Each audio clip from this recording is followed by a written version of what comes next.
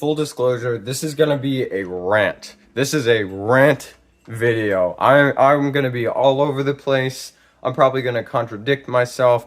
I'm gonna be yapping about Star Wars and fascism. Strap in. Nobody's gonna listen. Hope you're ready. What do Joker, Breaking Bad, American Psycho, and Fight Club have in common with girl dinner? It's that a lot of you missed the point and made it your entire personality. Hi, if you don't know me, my name is Abe. I'm 23, former homeschooled theater kid. Former to the homeschooling, not the theater kid. Sorry. I happen to enjoy movies a whole lot. I also happen to be quite fascinated by the topic of gender studies. And wouldn't you know it, the two topics happen to cross over quite frequently. In college, I wrote a paper about how Clarice and Hannibal have some form of low-key non-binary solidarity in Silence of the Lambs. I can name at least 5 female directors, and in 2023, I went to see both Barbie and Oppenheimer. Basically, I know my shit. And my well-informed sociological insights on cinema have led me to the recognition of a common theme. A repackaging of the same contents over and over, only to reveal the same content. There's a new trend, but it's not new. Sexism exists in the film community. When I was growing up, a lot of the sexism that I witnessed in the film community looked like, you can't watch Star Wars, you're a girl. You can't watch Pixie Hollow, you're a boy. The fuck I can't. Those movies contain pertinent information towards Peter Pan. Those movies are in the PPCU. Nowadays, I'm observing a new kind of sexism in the film community, and it looks like, son of a bitch, it's the same thing. Granted, now it looks more like, I watched Oppenheimer, so you don't have to. I don't have to watch Oppenheimer. And you shouldn't watch Oppenheimer. Because either I think it's overrated or you wouldn't get it. What do you ladies say we head back to my Mojo Dojo Casa house where I can hear from your perspective all night long? It's true, he ain't that. He's anti-racist. Banished forever. So why is this happening to me? Sorry, why is this happening? Period. Question mark if you're gonna be an asshole about it. Well, let's talk about girl dinner. Girl dinner, if you're unaware, was/is a meme that depicts the contents of what a female may choose to dine upon towards the later hours of the day, into the early hours of the night, potentially. These images were received by many, often including myself, as humorous and relatable. So the men, feeling left out as they always do, got their grubby little mitts on the format, and suddenly we're having a conversation. We're seeing from the other perspective. We're reinforcing men eating disgustingly and women eating conservatively. Oh no, a problem has revealed itself. Listen, I think memes are art, whether we like it or not. And I think art is interpretational, whether we like it or not. One man's reinforcement of harmful stereotype is another man's brilliant satire on harmful stereotype. Not that authorial intent doesn't matter, but the interpretation will still persist regardless. It turns out Borat was literally just racist the whole time. And I probably could have told you that if I'd seen it before I got online. Instead, I had the whole world telling me it's about how we perceive Kazakhstan, not how Mr. Sacha Baron perceives it. Oh, turns out I'm the racist one. Okay, my bad. Borat's hatred of the Jews is obviously supposed to be a reflection of how we hate Muslim countries for no reason, just like how they hate Israel for no reason. I'm here to burst the Borat bubble, bro, sorry. I mean, thank God we proved that Rudy Giuliani was a bad person, and we only had to endanger one young actress to do it. Yay! Where was I before the Borat tangent? I told you, all over the place. Right, girl dinner as a form of satire. Was the original intention of girl dinner to make a biting statement? I hate myself. Was the original intention of Girl Dinner to make a biting statement on the current state of gender norms? Probably not. Nor was the intention probably to reinforce the norms. The phrase coiner's intent was probably to make a funny, silly little jokey joke about the feminine euphoria of eating like a medieval peasant. If anything, classism is the real villain here. But I digress. Where's the mold? I know those grapes just came right out of the refrigerator. Hey, you digressed already. Regardless, I think the popularity of this format could have been a good way to raise questions and discussions like, why do we automatically gender these two options in our minds? There must be some truth to it if it feels so innate. And because brains are neither pink nor blue, maybe society is problem? But is society not historically informed by the actions of men and women? And baby, we've got a stew cooking. We're examining the human condition. This would be my take on a satirical version of this meme. It really makes you think, doesn't it? And those discussions did take place, but for the most part, the meme did what memes do. I guess I don't know what I expected. Hey, can I get a multi-perspective discussion on the ups and downs of wildlife preservation? Sorry, Perspective Machine broke, but we can get Brett to come out and sing you the song about Harambe that he wrote. My tangential potential is limitless if you hadn't noticed. What I'm trying to say is that it's unfair of me to say that you're missing the point of a meme when what I actually mean is we've interpreted this silly internet picture two different ways. But I also feel like it only took me a second of critical thinking to recognize the potential dangers of silly internet pictures. The author's intent isn't to satirize. However, the circumstances which inform the intent still exist. When you compare the most socially accepted eating habits of women to those of medieval peasants, you are satirizing your surroundings whether you meant to or not, which makes it a halfway realized form of satire. And halfway realized satire is dangerously close to becoming propaganda for the thing it's criticizing, intentionally or not. People on a large scale already suck at understanding well-made, intentional satire. So there's gonna be a problem. And there is a problem. Because y'all are trying to make it about boy movies and girl movies again. And I will not stand for it. The propaganda is working on you. Girl Dinner one-shotted some of y'all straight down the trad wife pipeline. I'm sorry to say it, but I think it's necessary. So now I'm sitting here trying to enjoy Goodfellas and Cinderella. I can't seem to find anyone with enough interest in both films to carry a conversation with. And maybe that's not fair of me to expect. Me personally, I'm a little bit of everything. I'm gonna keep it vague like that for now. That's my choice. That's my choice. But one could argue that my manhood enjoys Goodfellas and my womanhood enjoys Cinderella. I don't feel that way. Like I said, I'm gonna keep it vague for my own personal comfort, but I will say I use any pronouns. I just need it to be known that I'm not speaking entirely out of my ass here. Okay, let's look at some posters. The colors, the font, and even the presence of the word Barbie do trigger that innate sense that this is a girl movie. And when we hold these two posters up together, by comparison, Oppenheimer's poster looks way more masculine, and the comparison is inevitable based on their infamous proximity to each other. But let's just look at Oppie's poster for a second. You know what it has always reminded me of? This poster. This is indicative of a bigger problem in regards to that intersection that I love of film and gender identity politics.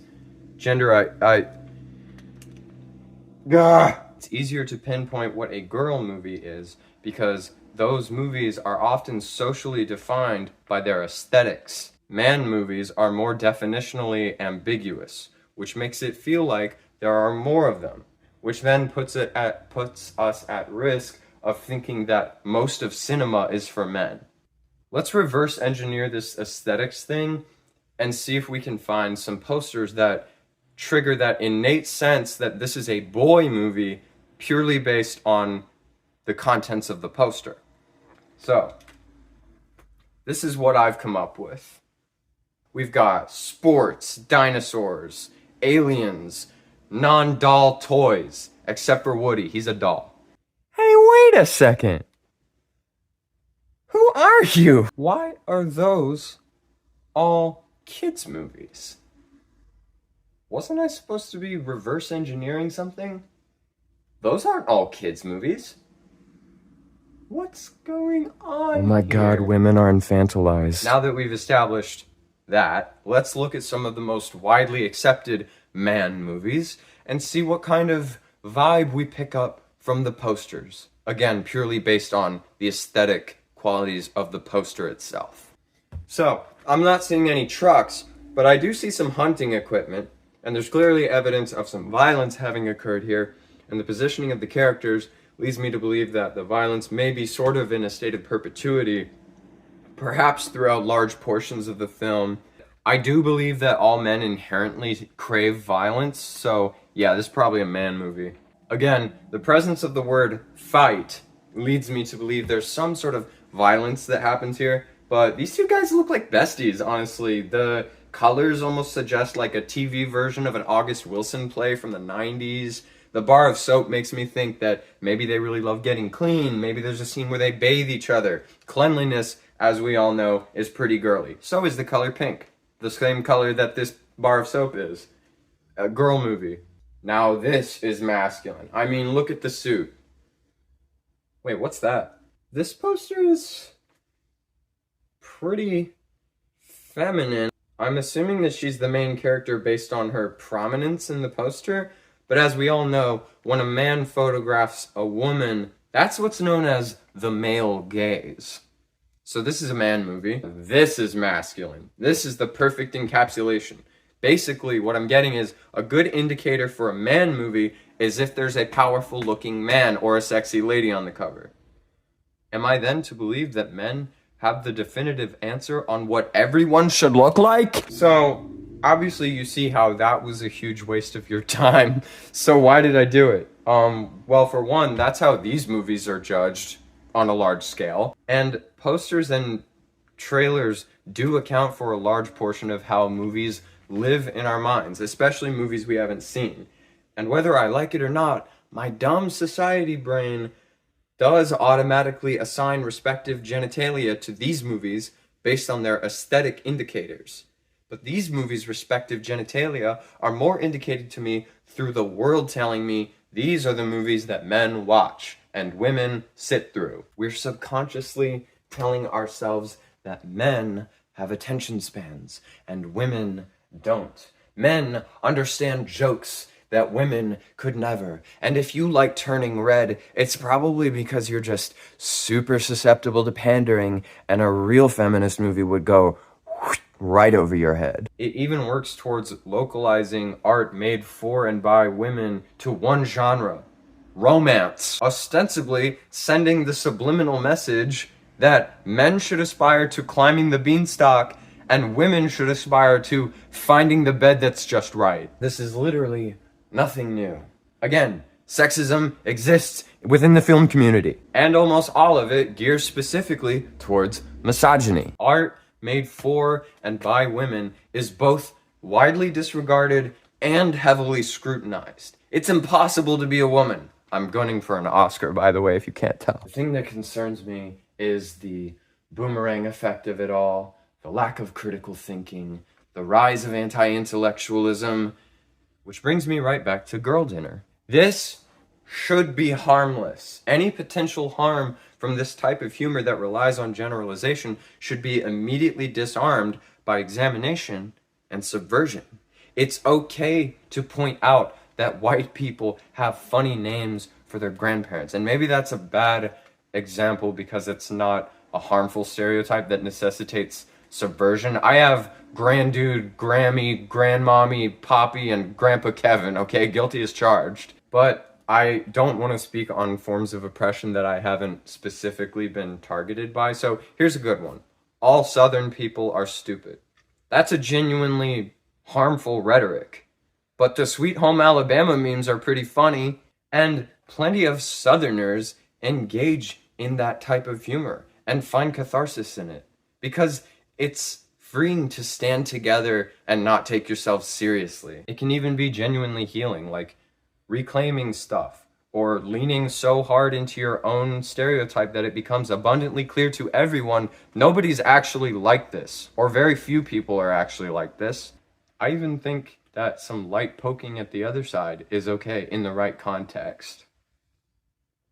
Some of the most healing moments of community I've experienced have been when my POC friends have poked fun at my whiteness, because then I'm like, that tells me that you trust me. You trusted me to not throw that in your face. That would have been extremely easy for me as a white person to do, even unwittingly. I'm sure I've done it before. And if I have done this to you, and if you have ever witnessed me behave like that, I'm so sorry.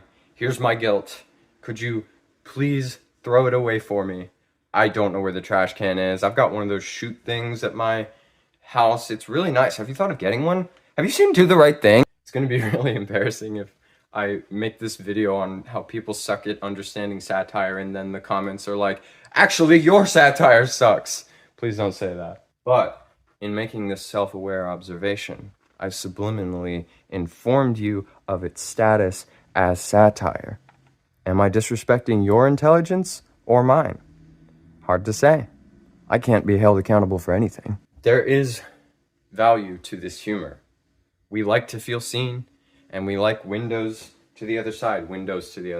Demystification. To bring it back to film, I wasn't interested at first in the film Birds of Prey.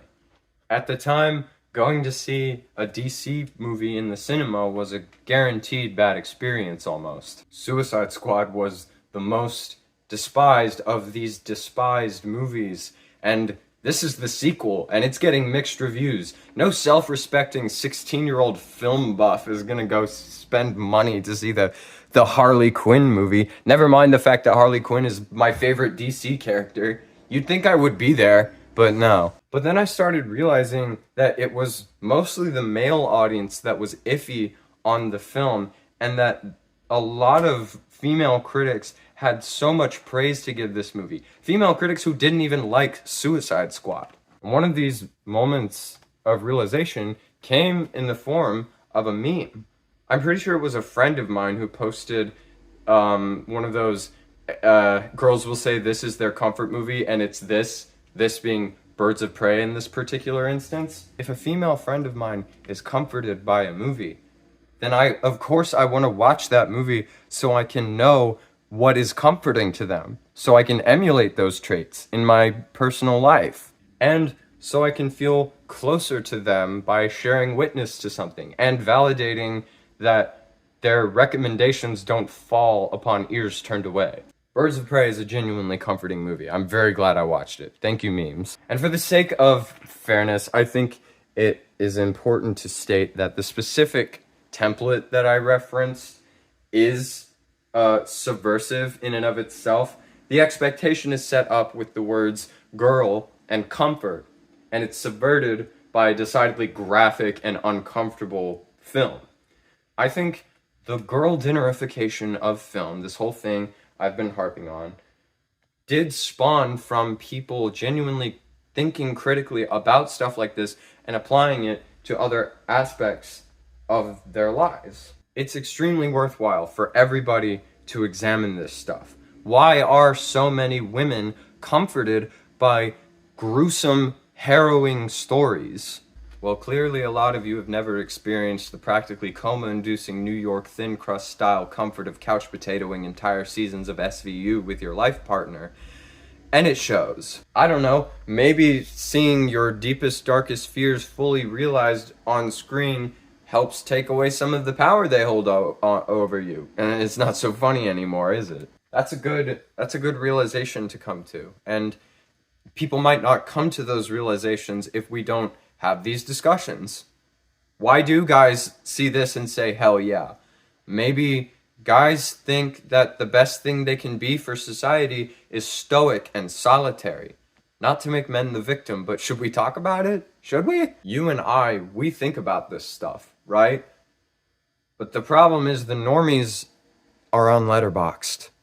I should clarify that I'm using normies as a blanket statement for people who don't think. And don't tell me that everybody thinks. I know that everybody thinks. I'm talking about the person we all know, the curly-haired white boy in gym shorts who's never had to think about anything. That's who I'm talking about. And I don't feel bad saying it because normies don't watch long YouTube videos. Does that make this an echo chamber? Maybe. But to be honest with you, I'd rather have this be an echo chamber than this be an echo chamber. Okay. Sue me. So yeah, now the normies are on Letterboxd, and they are just homogenizing the shit out of it. Everybody and their grandchild is on Letterboxd, and these proverbial grandchildren are starting to fancy themselves as a bit of a film buff, because their low effort one sentence reviews easily eclipse the long ones. You know, when I watch something like The Princess Bride, it doesn't matter, but when I watch something like The Princess Bride, I feel so compelled to articulate every single thing I thought while I was watching the movie. I want to explain to the world why I love it. Every new thing I noticed while watching it this time. But that's the angel on my shoulder. And I've got a devil on this one who's telling me to say, what is Unc talking about? Sure, I'd rob myself the chance to, express something I was feeling and expand the conversation around a piece of art, but I would have a better shot at a captive audience. And shouldn't I get a captive audience before I start sharing my valuable insights to the world? Also, something they won't teach you in school, sometimes the devil is just too funny to be wrong. Not to be on some Grey Jedi bullshit, and not to use Star Wars analogies. But the normies have to get their misinformed little hands on everything. And when they get their hands on satire, often they don't recognize it as such. And that's when it's in serious danger of becoming propaganda, especially when they start bringing their own ideas to the table. Some funny and smart person will say that Midsommar really encapsulates the universal female experience accurately, and people will laugh and agree because, one, it's true, but two, and more importantly, it just feels true. You know what I mean? There's just like something innate that just is like, yeah, that makes sense. But then the anti-intellectuals show up, and instead of going, hey, yeah, it is kind of fucked up that women at large seem to identify with a character who's simultaneously abused, manipulated, and put on a pedestal, they see it as an opportunity to say which movie they think represents the universal female experience. And for people who have never consumed anything other than what was directly fed to them, that movie is probably going to be fucking High School Musical. And I'm not saying this to shit on High School Musical. To be completely honest with you, I haven't seen it. At this point, I think I'm too old. It would right over my head. Midsommar and High School Musical are both pieces of art. They both deserve your respect. What irks me is I can tell a lot of these people have not watched a film with their brains turned on since they were children. Legally Blonde is a really, really good movie. It has a lot to say specifically to a female audience, but also just universal truths that can be applied to anyone, anywhere. But when the normies say that Legally Blonde is such a good movie for the girlies, they're not talking about the commentary on social expectation, gender equality, the prevalence of workplace sexual harassment. They're just remembering a Pink movie. And none of this would be a problem if it wasn't for the growing homogenization of film discourse as these easily consumable reviews become more and more normalized. And if you think I've been specifically harping on women this video, fear not, the men are about to get it. It's the same thing as the man who enjoys The Matrix because gun go bang bang and the window make a big crash. Never mind the fact that The Matrix is literally about being trans. That's not even like a fan theory. That's a director's theory. And I don't think that the examples are entirely proportionate. There is a power imbalance. Women are oppressed. But I do think, and this is where I might get canceled, please bear with me, Sometimes the female anti-intellectual validates the delusions of the male anti-intellectual. Let me explain. I think a key difference between masculine and feminine forms of anti-intellectualism is that the men must always feel like they have the mental high ground. Part of the reason why, like I mentioned earlier, it feels like men have more reign over things like genre, tone, and degrees of accessibility is because, why is it because? Because the male anti-intellectual pretends to understand Oppenheimer, pretends to understand The Shining. And then when you, as a woman, say, this part was confusing or boring to me, you know how that's gonna go. You already know. You're gonna get belittled. And you might start to think that you suck at interpreting art. Never mind the fact that The Shining is a confusing ass movie by design. Oppenheimer is 3 hours long by design. That doesn't just happen accidentally. You felt what the artist probably wanted you to feel. And your stupid boyfriend, by claiming to understand everything, admits that he understands nothing. You know, he's gonna tell you that the dog blowjob represents capitalism. And I'm not saying that it does or doesn't, but he probably got that from a fucking YouTube video. Nothing actually occurred to him while watching it. He wouldn't trust an uncorroborated instinct. I know this because I've been this guy. I'll never forget when a female friend of mine years ago was kind enough to engage with me in a conversation about Star Wars, despite not being super interested in the topic. And I asked her which one was her favorite, assuming that everybody has a favorite Star Wars. And she said that the one that she remembered the most clearly was Attack of the Clones. And of course, I had to be like, you know that's the worst one, right? Stupid little boy. I would love to go back in time and like choke myself out because one, I mean, I hurt her feelings. She was being kind to me and I took that opportunity to make myself feel superior, and I fucked up an opportunity to talk about the thing I like with an active listener. And the second reason is that I wasn't even being true to myself. I loved Attack of the Clones when I was a kid. And then as a teenager, when I got online, I learned that I wasn't supposed to like the prequels, especially not Attack of the Clones. Probably because of the romance. Go fucking figure. So I denied myself of that enjoyment for a long time. Enjoying them, ironically, while harassing people who enjoyed them sincerely. Being a damn hypocrite is what I was doing. But you know, as I got older, I started to realize how elitist I was being and how insecure I actually was about my own ability to interpret and develop taste in art. Did I actually resonate with Goodfellas? Or did I just watch it to check it off that list of 100 greatest movies that I, as a man, feel obligated to have an opinion on? And did its position in the 100 greatest movies list inform my perception of its quality? And did I maybe just find a YouTube video on why Goodfellas is so good? None of that came from me, but I worked through that stuff, you know?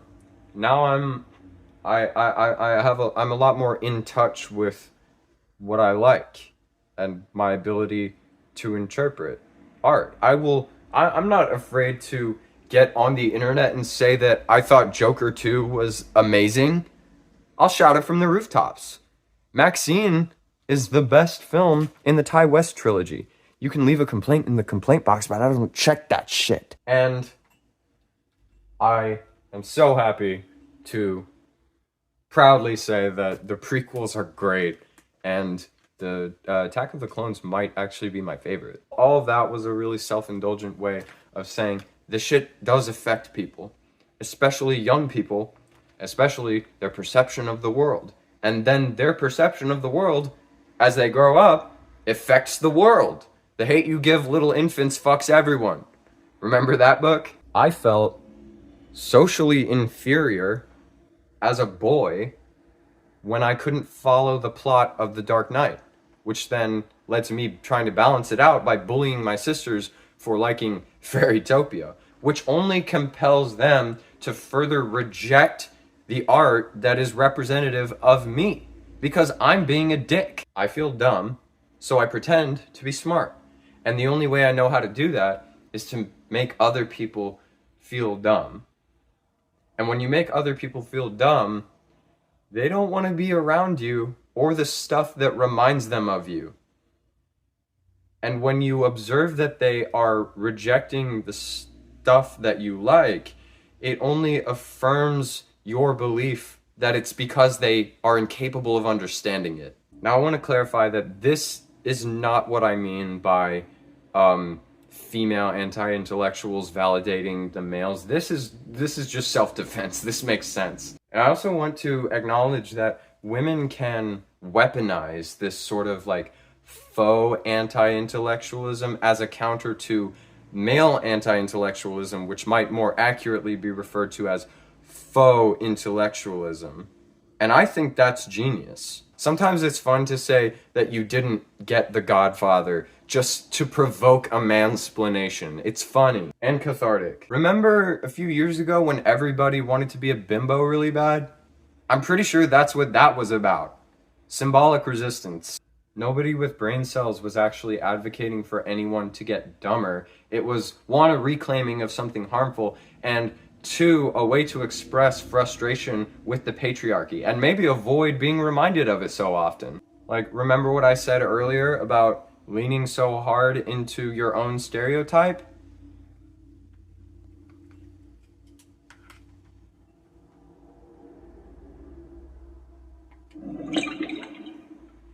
Satire! And what have I been saying about satire this entire video? It sure looks like propaganda if you refuse to think. And that's when I start getting distracted, apparently. That's when I start getting worried. When I see a woman say, here's an opportunity to not think about men, and the other woman says, okay, shuts her entire brain off. What does that say? Your comrades are using a language that you don't understand to fight the patriarchy. And you're repeating the words without understanding what they mean. And you're only fighting your comrades. It's the same thing as queers who, as soon as they realize that they're qualified to say the F slur, they start using it so often that pretty soon they're using it to put down other gays. Like, you've been trusted with a knife and you're being unsafe with it because you've only ever known it as a weapon and not a tool. And speaking of F words, I know that you're probably already tired of me saying this on my second long talking video, but fascism thrives on this shit. And I won't take my tinfoil hat off about it. In fact, I'm asking you to put yours on. Instead of discussing and engaging with art, we're wrapping it up into tiny little boxes along with the communities and movements they represent with no ability to mingle. The more insincere and thoughtless we become, the more susceptible we are to being manipulated into destroying ourselves. The more media illiterate we become, the more we defang and bastardize media that has something to actually say to us. The more we appropriate and misrepresent the communities they come from, the more we start to hurt our own communities. This house is on fire, but at least the flames can be either pink or blue. Be sure to like, comment, and subscribe.